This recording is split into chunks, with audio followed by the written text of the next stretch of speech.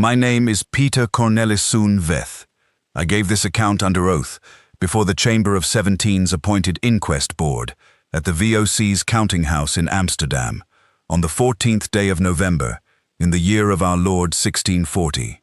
I was 31 years of age at the time of these events. I am 32 now. The events I am about to describe occurred in the spring of that same year, between the 15th and 18th days of April, on an island that does not appear on any chart I have since been able to locate, lying east-northeast of Serum by approximately 40 nautical miles. I am aware that my account has been disputed. I am aware that the first mate of the Zeewolf provided a contradicting statement. I ask only that the board consider what he had to gain by that contradiction, and what I had to gain by none of this. I will tell you what I saw. I will tell you what I heard. I will tell you what I did, and what it cost, and I will not dress any of it in language more comfortable than the truth deserves. The stone-on-bone sound began the first evening we were ashore.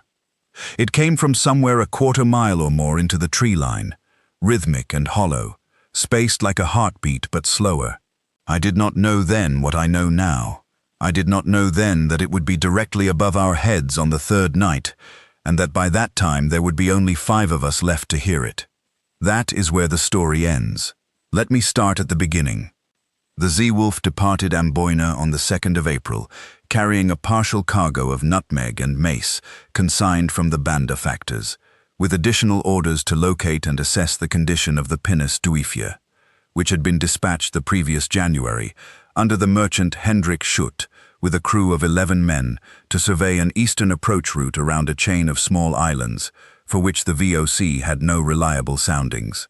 The Duifje had been expected back at Amboina within 6 weeks. She had not returned. No distress signal had been received.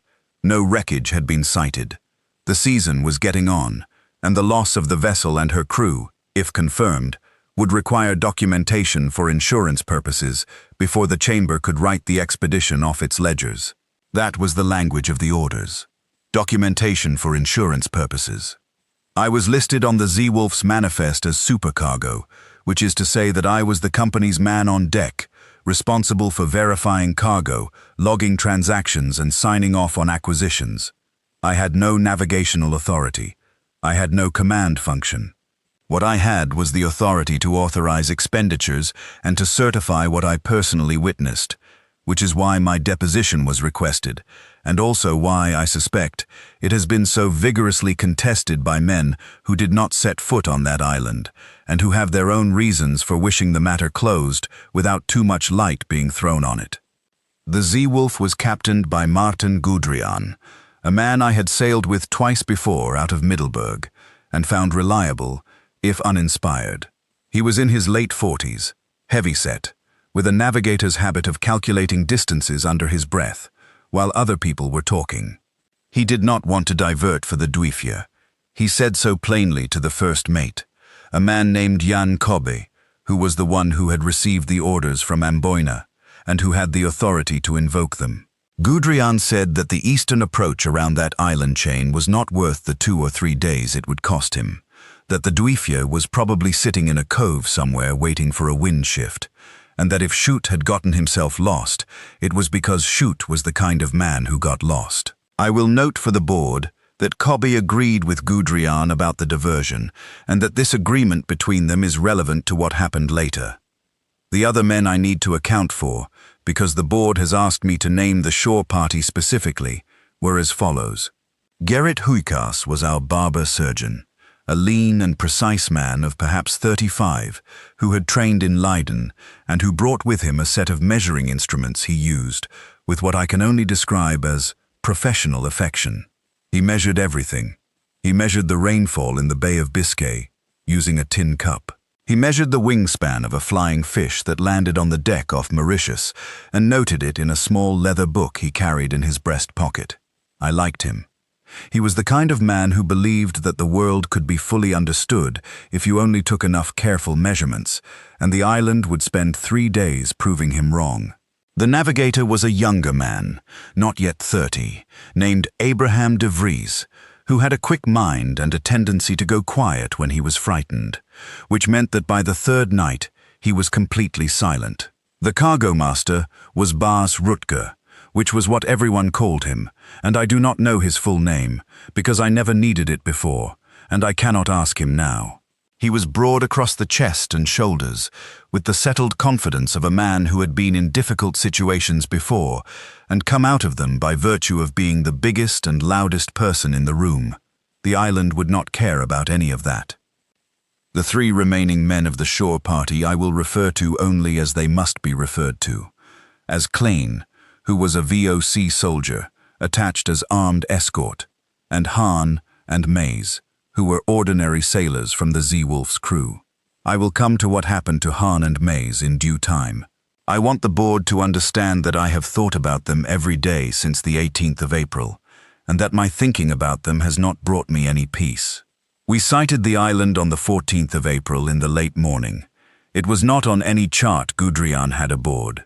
De Vries took a sighting and put it at approximately 3 degrees south of the equator and identified it as one of a scatter of small islands noted in a Portuguese marginal annotation from perhaps 80 years ago, named on no subsequent chart he had seen. The island was perhaps 4 miles across, heavily forested from its interior ridgeline down to a narrow black sand beach on its western face. The ridge ran the island's full length like a spine. The trees were enormous. I had been through the Spice Islands before, through Banda and Ternate, and I had seen large forest, but these trees were of a different order. Their canopy began perhaps 40 feet up the trunk and ran together overhead in a continuous green ceiling. Standing on the deck of the Seawolf at a half-mile offshore, you could see nothing beneath the canopy at all. It was like looking at the underside of a cloud from below. The Dwifje was on the beach. She was sitting above the tide line, pulled up on rollers in the manner of a vessel intentionally beached, rather than one driven ashore in weather. Her hull was undamaged. Her masts were intact. From the Seawolf, she looked as though she had been put there by a crew that intended to come back for her within the hour. That was what stopped Gudrian's objections more completely than any order could have. A pinnace that size, in that condition, on a beach that no chart recorded, with no crew in sight and no explanation of any kind. It stopped every man on the Seawolf's deck, and for a moment, nobody said a word. Gudrian decided to send the longboat. 7 men. He himself did not come. He told me afterward that his place was with the ship, which was true enough, and I did not argue it then, and I will not argue it now. I was the company's man. It was my responsibility to go. We came ashore at perhaps 2 in the afternoon. The sand was black and fine and still warm from the morning sun, and the air over the beach was thick with heat and the smell of the forest behind it, which was a layered and heavy smell, vegetable and wet, and carrying beneath it something I could not identify at the time, and have since thought about often.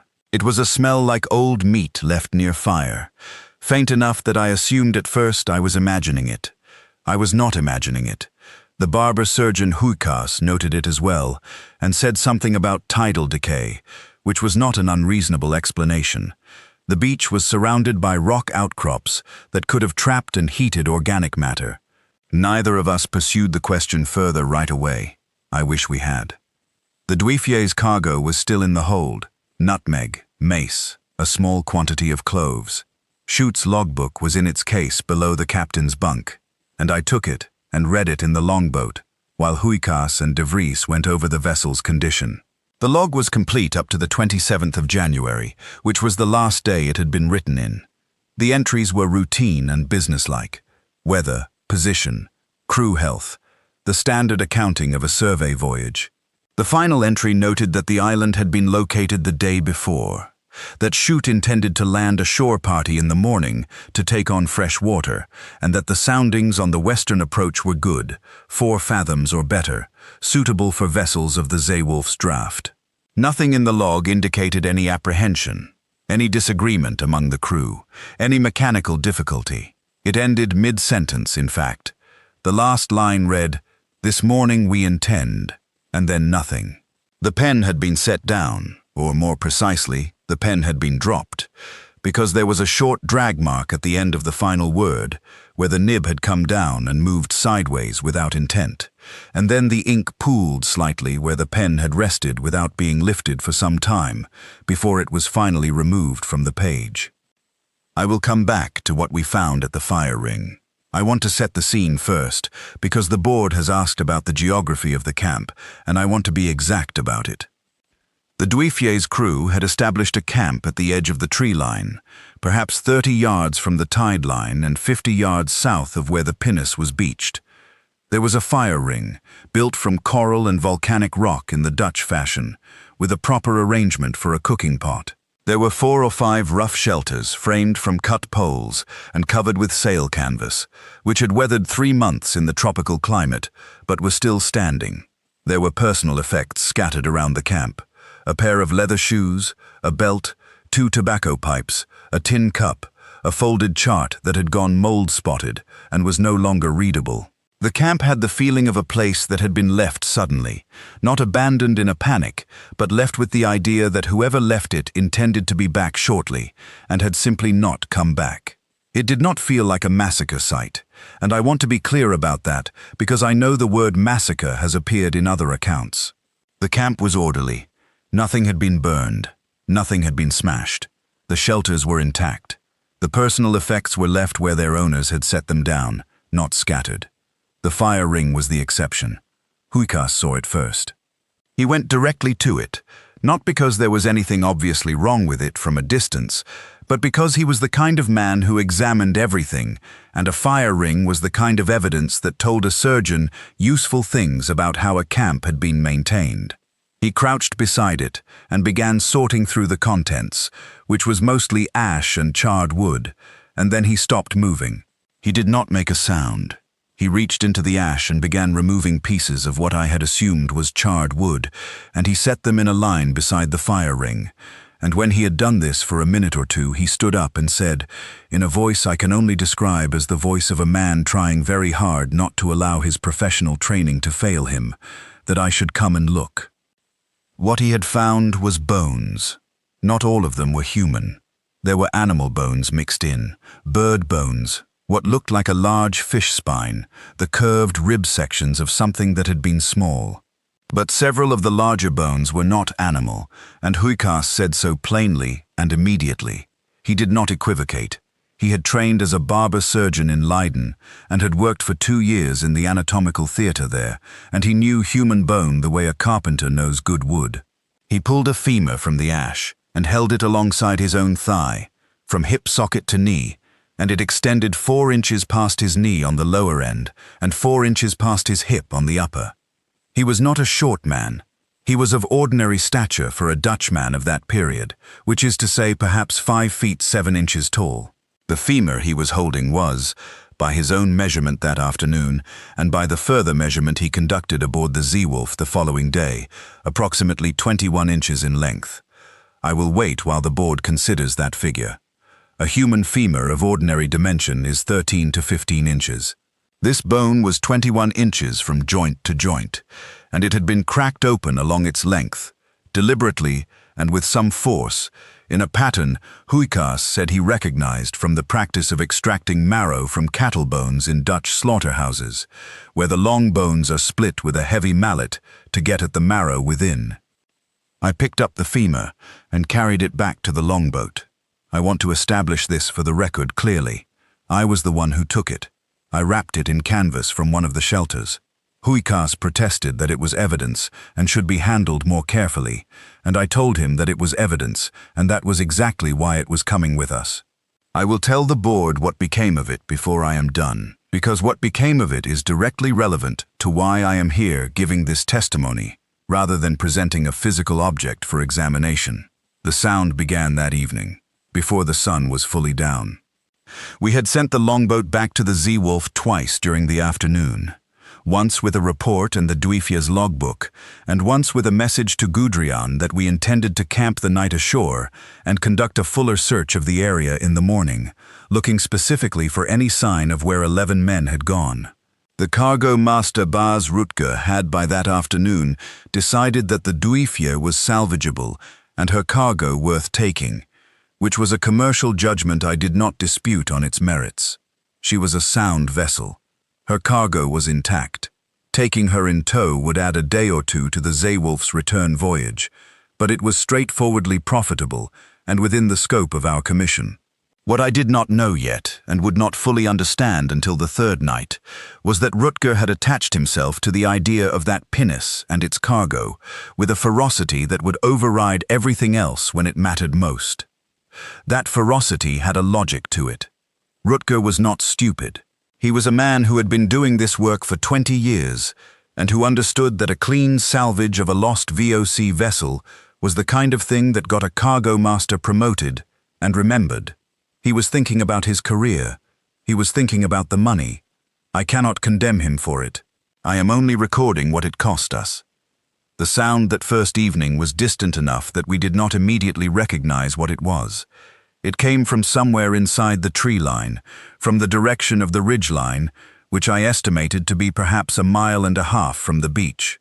It was a hollow percussion, rhythmic and even, like a stone struck against something hard and resonant, and it came at intervals of perhaps 4 or 5 seconds, regular enough that you found yourself counting the gaps between strikes, whether you intended to or not. De Vries heard it first and said it was a woodpecker of some kind, which was the obvious explanation. There are large woodpeckers throughout the Spice Island region, birds that produce sounds more percussive than melodic, and 4 or 5 seconds between strikes is not outside the range of what a large woodpecker does. Hukas said he thought it might be 2 pieces of wood knocking together in a wind, though there was almost no wind that evening, which undercut the explanation even as he offered it. Bas Rutger said it was nothing, and went back to inventorying the Duifja's hold. I sat and listened to it for half an hour. I was not alarmed. I want to be honest about that, because I think it is important to establish that the sound was not immediately frightening. It was unusual. It had a quality of deliberateness that a woodpecker does not quite have, because a woodpecker accelerates and decelerates in a way that this did not. This sound was even. It was patient in its evenness.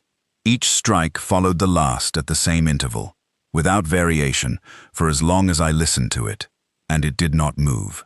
A bird moves. A branch in wind shifts its position as the wind shifts.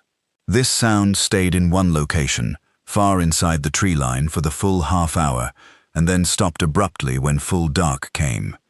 It did not fade. It stopped. That is the thing that stayed with me. The abruptness of the stopping, as though someone, not something, had decided to stop. I recorded this in the small log I kept as supercargo. I will note that the board has a copy of this log, and that the relevant entries were made contemporaneously with the events, not reconstructed after the fact. I am also aware that Jan Cobby, the first mate, has stated in his deposition that no such log exists. The board has already established that it does exist, and I will not belabor the point. We slept that night in 2 of the Duifja's canvas shelters, which were large enough for all 7 of us in 2 groups. Clan, the VOC soldier, set his musket beside him, and was the last to sleep and the first to wake. He told me in the morning that he had heard nothing in the night. I had heard nothing either. The forest behind the camp was quiet, the dense quiet of a tropical island at night, where the insect noise and the bird noise are so continuous that they become a kind of white sound under which you stop listening for individual signals. I slept poorly not because I was afraid, but because the heat inside the canvas was considerable, and because I could not stop turning the femur over in my mind, or rather turning the implications of the femur over in my mind, which was a different and more disturbing exercise. In the morning, De Vries and Hahn went to look for fresh water. This was practical and necessary. If we were going to attempt to bring the Duifja off the beach, we needed to know where to water both vessels, and there was almost certainly a stream or a spring somewhere in the interior, given the density of the vegetation. They went inland along the edge of the tree line, not into the forest itself, but along its margin, following the contour of the beach around the island's southern curve to find where runoff might be coming to the shore. They were gone about 2 hours. When they came back, De Vries went to find Huikas, and Huikas went to find me, and the 3 of us sat together on the Duifja's deck, while De Vries told us what they had found. There was a cleared space in the forest, he said, perhaps 50 yards inside the tree line, accessible along a narrow track between the trees that had been beaten down by use rather than cut. The clearing was circular and perhaps 30 feet across. The ground in it was packed down hard, harder than the surrounding soil, packed in the way that ground gets packed when it is walked on regularly by heavy things over a long period of time. And in that packed ground there were footprints. Not from any boot or shoe, not from any foot he had seen before. Each print was approximately 18 inches in length, he said, and perhaps 9 inches across at its widest. The heel impression was deep, sunk 3 inches or more into what he described as hard, compacted earth, and the toe impressions were distinct and widespread, 5 of them clearly visible in each print, much wider across than the heel in a proportion he had not seen in any human foot. Han had not spoken since they got back. He was sitting against the Dweifjes gunwale with his arms across his knees and his eyes fixed on a point somewhere on the beach sand, and he did not look up when De Vries spoke. I asked him if De Vries's description was accurate, and Han said yes without looking up, and then said that the prints went in 2 directions, north and south along the inside of the tree line, and that in the northern direction they went toward the camp. I did not tell Rutger immediately. I am recording this now because I believe it matters. I made a deliberate decision to take some time before telling the cargo master, because I knew that Rutger's reaction to this information would shape everything that followed, and I wanted first to understand what we were dealing with before the argument started. This was not a good decision, as the board will understand when I explain how the argument ended, but it was the decision I made, and I own it. I told Huikas to take out the femur and measure it again, carefully, against De Vries's measurements of the footprints, because I wanted the numbers in front of me before anything else happened. Huikas did this on the beach, laying out the canvas and taking the bone in both hands, and working through the proportional geometry with the deliberateness of a man who understood that the numbers he was about to produce were going to be important. He was quiet for a long time. Then he said that if the foot producing a track of those dimensions belonged to a body in normal human proportion, then the leg bone supporting that foot would measure approximately 26 inches from joint to joint. He said that the bone in his hands was 21 inches, which would be consistent with a smaller individual of the same type, or with a juvenile individual of even larger eventual size, or with some intermediate position in a distribution that he could not fully characterize without more data. He said this in the flat, careful voice of a man who is using professional language to keep himself from saying the thing he actually means. What he actually meant was that the bone in his hands had belonged to a human being, or to something built on the same plan as a human being, that was substantially larger than any human being he had any record of. And what was in that fire ring represented the remains of that being's meal. I sat with that for a while. Then I told Rutger. He did not believe me. That is not quite accurate. He did not refuse to engage with the evidence. He refused to accept the conclusion that the evidence supported. He said that large bones appeared in all sorts of places in these islands, that there were populations in the interior of New Guinea that ran to unusual size, that the footprints were probably from an animal of some kind, a large pig or a cassowary, and that the femur in Huikas's hands was more likely from a large primate than from any man. He was not unintelligent, and some of these objections had surface plausibility. There are large primates in this region. There are animals that produce foot impressions that can be confused with human tracks. His objections were not stupid. They were the objections of a man who needed the situation to be manageable, because the alternative was to abandon a profitable salvage and go back to Gudrian with nothing but a story. De Vries said, quietly, that the prints showed a bipedal gait pattern, 2 feet, alternating, with a stride length of approximately 5 feet. No primate he was aware of walked that way on hard ground, upright, for the length of track they had observed. Rutger said that De Vries was a navigator, not a naturalist. De Vries said that you did not need to be a naturalist to count to 2. That was the first real argument.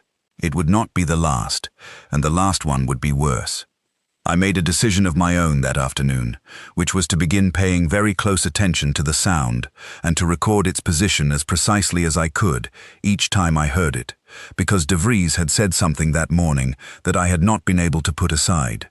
He had said, standing on the deck of the Duifier, with his hands wrapped around a tin cup of water and his eyes toward the tree line, that he did not think the sound was a bird or a branch. He had said that the interval was too regular, and that the directionality of it was too consistent, meaning that each strike seemed to come from the same fixed point, rather than from a moving source. He said he thought it was a deliberate signal of some kind, a form of communication, and that the question of who it was communicating with was one he preferred not to answer. I want to note for the board that De Vries was 27 years of age at the time, and had been navigating for 6 years, including a survey voyage along the northern coast of New Guinea, in which he had encountered several indigenous peoples with whom no prior Dutch contact had been recorded. He was not a man who panicked easily or who reached for supernatural explanations when natural ones were available. His assessment that the sound was deliberate communication was not the assessment of a frightened mind looking for shapes in shadow. It was the professional assessment of a man who had some experience in distinguishing between things that were dangerous and things that were merely unfamiliar. The sound returned that second evening, and was different in one specific way. It was closer. Not dramatically closer, not close enough to cause immediate alarm, but measurably so. And I know it was measurable, because Huikas had the same thought I did, and we sat on opposite ends of the camp with our eyes closed, and counted together, and then compared our estimates of the direction and distance, and they matched within a few degrees and a few hundred yards. The sound was coming from inside the tree line now, rather than from the ridgeline interior. It had moved, in the course of one day, perhaps 3/4 of a mile toward us. Klein loaded his musket. Huikas said nothing, but he made an entry in his small leather book, and I watched him do it, and watched him look at the entry for a long moment before he closed the book. I did not ask him what he had written. I have wondered since what it said. That night I did not sleep at all, not because I was too frightened to sleep, though I was frightened, but because I sat outside the shelter and listened and kept a record. The sound came twice in the night. The first time was in the hour before midnight, from the same position as the evening, inside the tree line, perhaps 400 yards north of the camp. It lasted for perhaps 20 minutes, that same even rhythm, strike and pause and strike, 4 to 5 seconds between each contact, and then stopped. The second time was 3 hours later, in the deepest part of the night, and it was closer and to the northwest, which was different from the north-northeast direction of all the previous occurrences. And it lasted perhaps 10 minutes, and when it stopped this time, the silence that followed was different from the silence before it. I cannot fully account for why the silence felt different. It was the same absence of sound, but it had the quality of a held breath rather than an empty room, and I sat in it for a long time waiting to hear something that did not come. What came instead, in the pre-dawn gray, was Mays.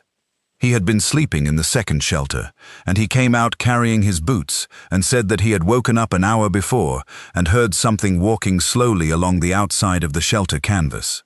Not running, not crashing through brush, walking, measured and deliberate, footfall by footfall along the length of the structure, from one end to the other, and then stopping. He had not called out, he had not moved. He had lain still for an hour listening to nothing, and then he had come out. He said that the footfalls had been heavy, not the weight of an ordinary man, something with more mass behind each step, and widely spaced in the way that a tall man's stride is widely spaced. I looked at the sand beside the shelter. There were 2 impressions in the sand. Not fully formed tracks. The sand was not deep enough for that, but compressions, each about right for a large foot, separated by a distance of roughly 5 feet. They were not at the shelter entrance.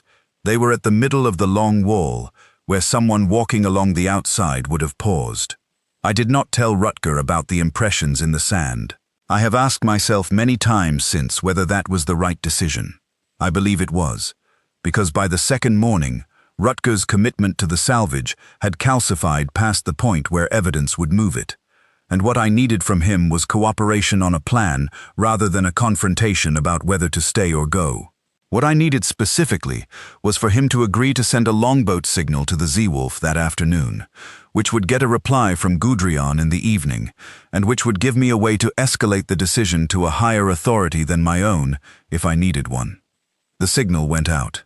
Gudrian's reply came back with the longboat in the early evening, that he deferred to the supercargo's judgment on matters of shore operations, that he wanted a clear recommendation by morning, and that he was concerned about the weather to the northwest, which had been building for 2 days and might require him to move the Zeewolf out of her anchorage if it came to anything. This last point was important, as the board will understand. The Zeewolf moving out of anchorage meant the longboat could not reach her, which meant anyone ashore was ashore until the weather passed. That evening, the second evening, the sound shifted. It had been coming from the north and the northwest. That evening it came from 3 directions: north, northwest, and south, in a sequence, each position announcing itself, and then going quiet, and then the next one beginning, as though something was moving in a circuit around the camp perimeter and pausing at each position to sound. De Vries timed the intervals and the sequence twice and said that the full circuit, from north to northwest to south and back to north, was taking approximately 40 minutes to complete. He said this to me quietly, while Rutger was eating. Then he said that the sound had been roughly a quarter mile inside the tree line during the first evening, that it had moved to the perimeter of the tree line during the second day and night, and that if it continued on the same schedule of approach, it would be at the camp perimeter by the following evening. And if its movement was deliberate, and its purpose was what he thought it was, then the circuit it was now running was a systematic assessment, not a random patrol. It was learning the camp. I asked him what he thought its purpose was. He said, without looking at me, that he thought its purpose was exactly what it looked like. Huikas had been listening. He said that we should go. He said it directly, and without any of the careful hedging he had been using for 2 days. And his voice was steady, which is not what you expect from a man who is scared, but is what you get from a man who has accepted a conclusion he has been resisting. He said that the 11 men of the Dwifja were not coming back, and that he had known this since he pulled the first bone from the fire ring, and that whatever had taken them was still here, and was currently determining the best approach to the camp. He said that we had an intact vessel and 2 boats, and we should use them while we still could. Rutger said that Huikas was a surgeon, and that his opinion on operational decisions was noted and disregarded.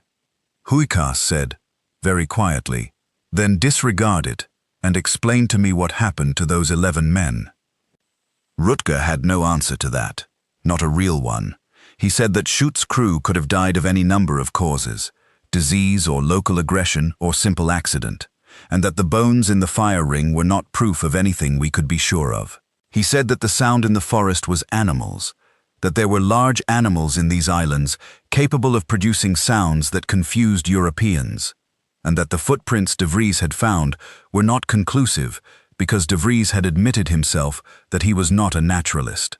He said all of this with conviction, and I believe he mostly meant it, not because he was stupid, but because the alternative, accepting what the evidence suggested, would have required him to abandon the Dwifja, and abandoning the Dwifja was not something his mind was yet capable of constructing as a real option. I told Rutger that we would make one final determination in the morning, and then I would make the call. I did not tell him what determination I was planning to make, because I did not fully know yet myself. What I knew was that I had a femur measuring 21 inches lying in canvas in the Dwifja's hold. I had footprints 18 inches long, sunk 3 inches into hard ground. I had a log ending mid-sentence, with a pen dropped rather than set down. And I had a sound that had moved, over 2 days, from the ridgeline to the camp perimeter, in a deliberate and systematic pattern that a navigator had described as assessment. I was not yet certain of what I was going to do, but I was close. The third night began quietly. That is the thing I remember most vividly about it, which is strange, because nothing about what followed was quiet. But the beginning was quiet in a way that none of the previous nights had been, and the contrast was significant. There was no sound from the forest at all. No birds, no insects. I had been on islands throughout these seas for 5 years, and I had never been on one where the insect noise stopped at night, because the insect noise in this region is as constant as breathing. It is the baseline on top of which all other sounds occur, and its absence was not peaceful. It was the absence you feel when you put your hand on something warm that should be cold, the wrongness of a thing that should be there, and is not. De Vries noticed it first. He said nothing, only touched my arm and pointed at the tree line with his chin, and I listened, and there was nothing to hear. The camp was making its small noises, a canvas flap, a man rolling over in his sleep, the distant water sounds of the anchorage, but from the forest there was no sound at all. Not a bird, not a cricket, not a frog, nothing. It lasted perhaps an hour. Then the percussion began, and it was not from inside the tree line. It was from the canopy above the tree line.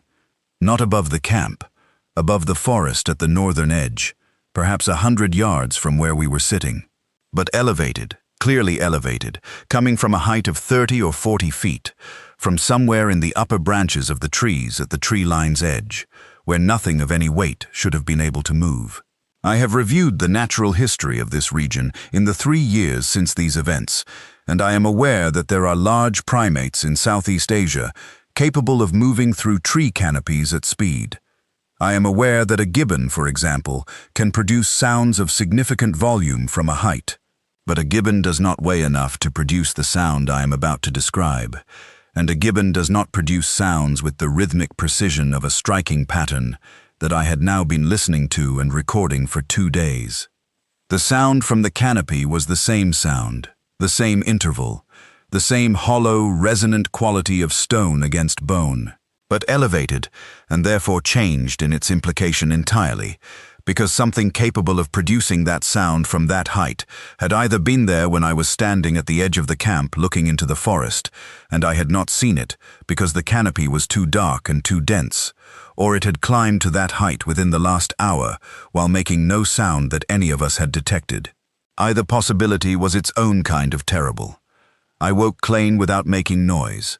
I put my hand on his shoulder and my finger to my lips and pointed upward, and he listened, and his hand went to his musket, and he did not move it further. I woke De Vries. De Vries sat up and heard it, and did not speak. I let Huikas sleep, because waking him would require more noise than I wanted to make. I did not wake Rutger. For the next 2 hours, the sound continued from the canopy, and it moved. Not by the large distances it had been moving during the day, but by small, slow increments, southward along the tree line in the direction of the camp, pausing at intervals that I timed against my pulse, never quite reaching the position directly above us, but getting closer in a way that left no question about the direction of travel. By midnight it was perhaps 50 yards to the north of our position, elevated in the canopy, moving south at a pace that suggested it would be overhead before dawn. I made my decision. I have thought about this decision every day since the 18th of April, and I believe it was the right decision, and I believe it cost me something I have no adequate language for. I am recording it here because the board has asked me to account for my actions in full, and because I believe in accountability for decisions made under pressure, including decisions that were correct and that still resulted in harm, perhaps especially those decisions. I woke Huikas. I woke Rutger. I told them we were leaving.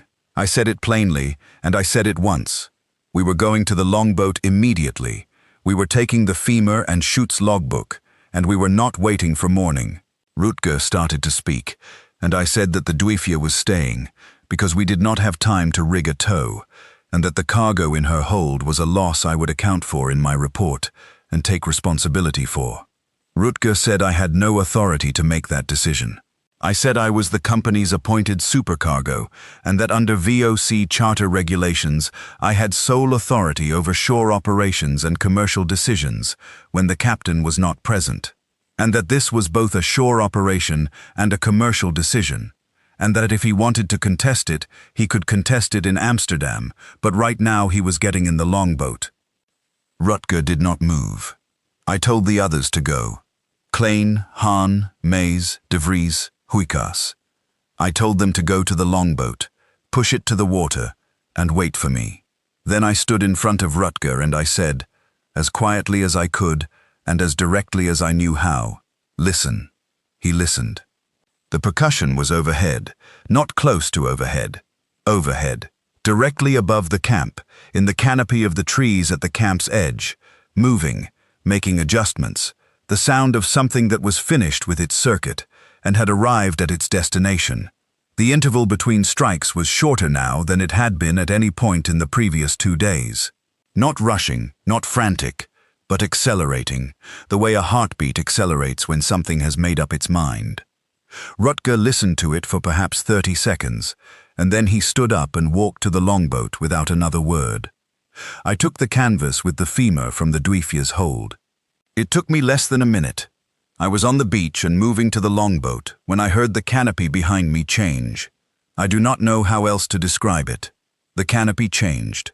The sound stopped, and in the stopping there was a different sound, a shifting of mass in the branches, a compression of wood under weight, and then silence.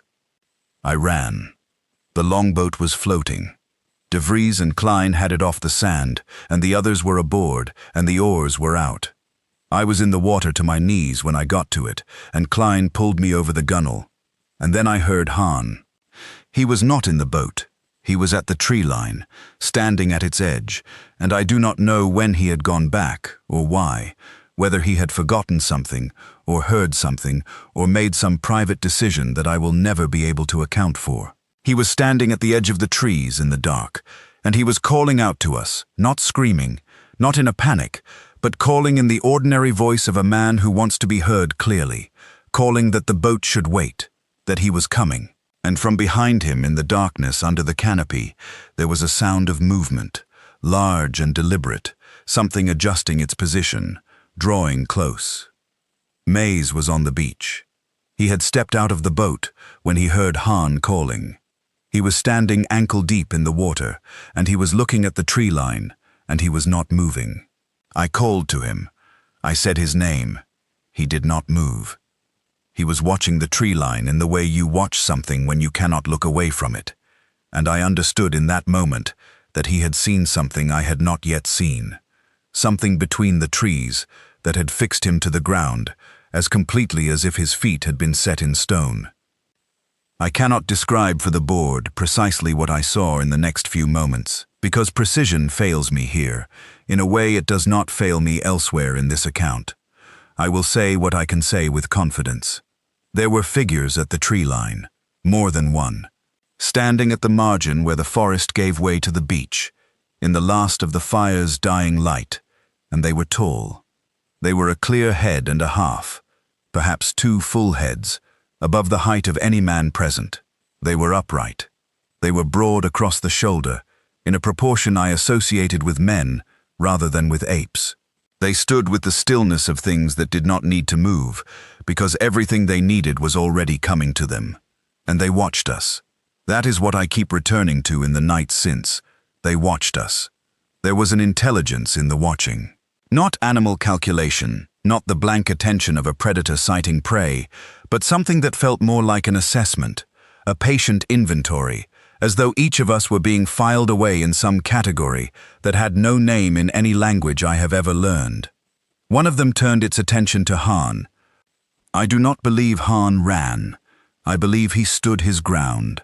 That is the conclusion I have arrived at after considerable thought, and it is not a conclusion that brings me any comfort, because a man who stands his ground in those circumstances has either made peace with his situation or is no longer capable of making any calculation at all. I heard him say something, not a cry, a statement in a normal voice, a single sentence, too far away for me to make out the words, and then the forest took him. I pulled Mays into the boat by the back of his coat. He did not resist. He sat in the bow and did not speak again for 3 hours.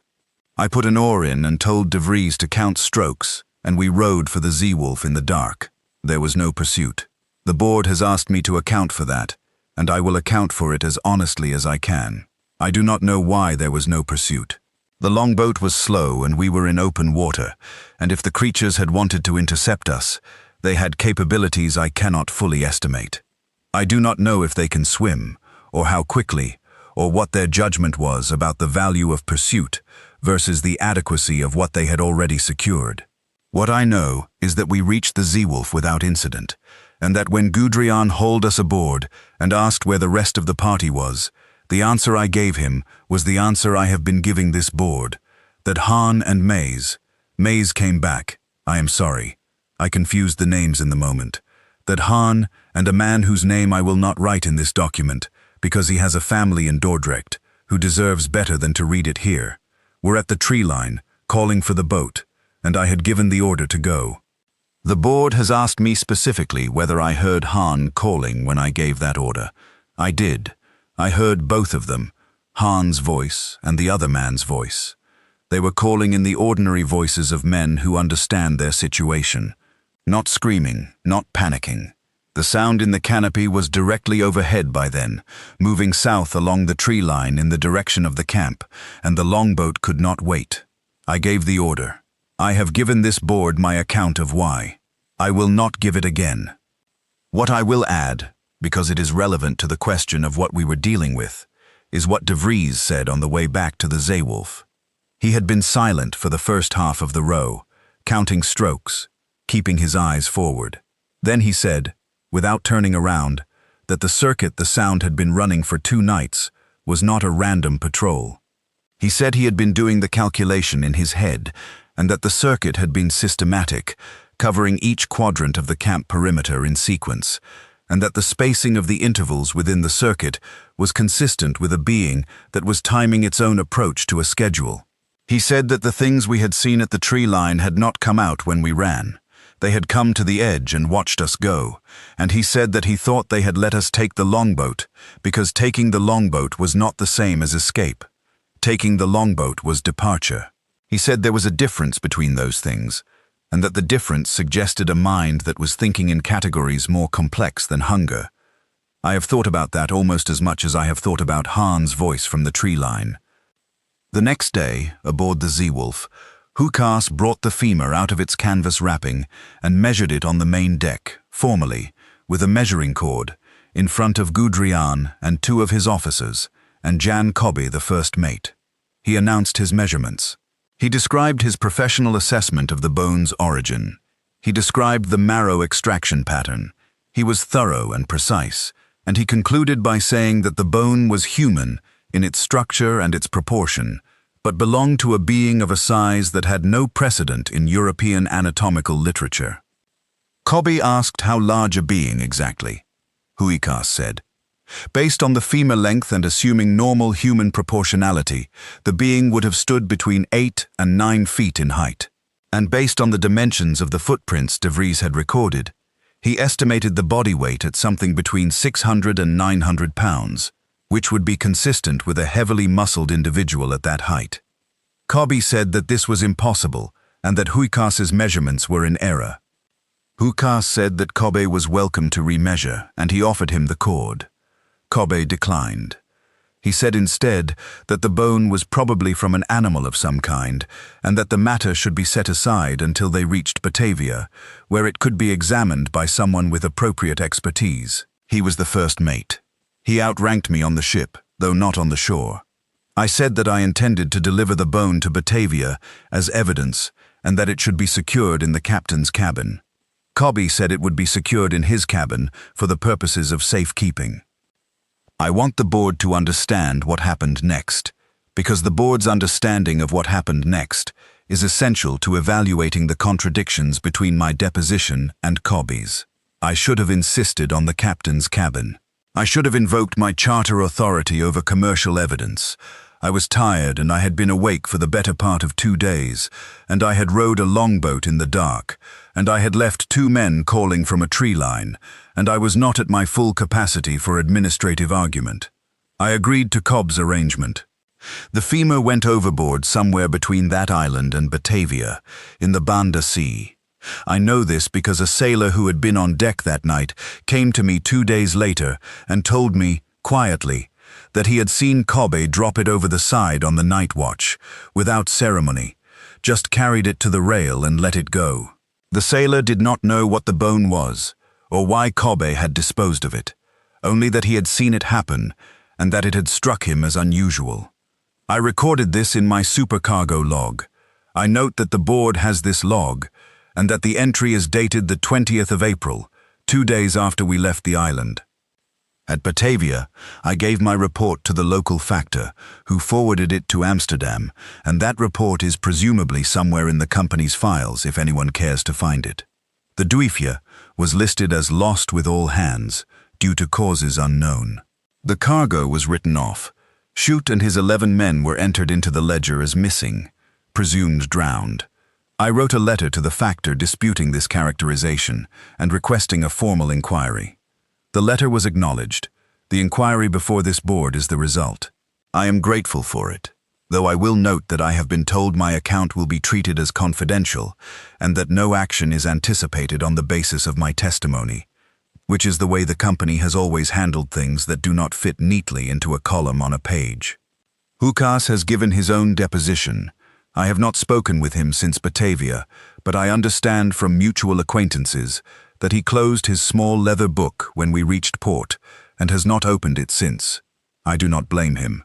He is a careful man who built his life on the principle that the world yields its secrets to careful measurement, and he spent 3 days on an island that informed him, in terms he could not misread, that some things were not going to yield on those terms. I hope he finds his way back to his measurements. I think they served him well enough in the end. They gave him the numbers that told us what we were dealing with before it was too late to get the longboat off the sand. I want to say one more thing to the board before this deposition concludes, and I ask that it be entered into the record as stated rather than summarized. I have gone over the third night many times. I have gone over the decision to give the order before the head count was complete. I have asked myself whether another 30 seconds would have changed anything, whether Hahn could have reached the boat in 30 seconds, or whether 30 seconds was already too long, whether the things at the tree line would have come into the water, or whether they had a boundary they did not cross. I have no answers to these questions. What I have is the account you have heard, which is accurate in every particular I am capable of being accurate about, and a pair of voices that I hear sometimes when the night is quiet and I have let my attention drift toward sleep. They are not panicked voices. That is the thing I cannot put down. They were the voices of men who understood exactly what was happening to them, and who had accepted it with more composure than I have been able to manage in the months since. I do not know whether that makes the memory easier or harder to carry. I have not been able to decide. The island is still there.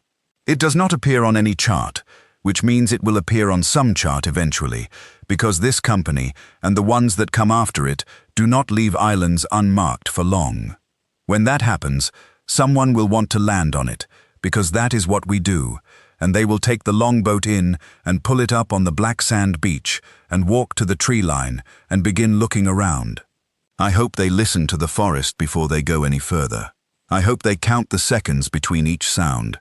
I hope they know that what they are hearing is not a bird and not a branch and not an animal confused with a man. I hope they know that the circuit running around their camp perimeter in the dark is a form of assessment that has been running, probably, since the first ship put a boat over the side within sight of that island, and that they are not the first ones it has assessed, and that the ones before them are in that fire ring. I do not think anyone will listen. We did not listen. We listened to Rutger instead, who was looking at his career, and to Cobb, who was looking at his ledgers, and by the time we listened to anything else, it was coming from the canopy directly over our heads. That is a thing I will carry for the rest of my life, and it is the only thing of that island that I brought back, since the bone is at the bottom of the Banda Sea. I cannot offer the board a physical object in evidence. I can only offer this account, which is true, and which I have signed at the bottom in the presence of the Secretary of the Chamber, and which I am asking the board to take seriously, not for my sake, because I am past caring what the Chamber thinks of me, but for the sake of the next crew that gets an order to look for a missing pinnace in an island chain that no one has properly charted. Do not send them east of Seram without telling them what we found. That is all I am asking. Tell them what we found. Tell them to listen to the forest before they cross into it. And if the sound they hear is rhythmic and hollow and evenly spaced, and is coming from somewhere above them rather than ahead of them, tell them that it is already too late to be cautious. Tell them to get back in the boat. I have nothing further to add. Peter Corneliszoon Veth, supercargo, VOC vessel, Zeewolf, Amsterdam, 14 November 1640.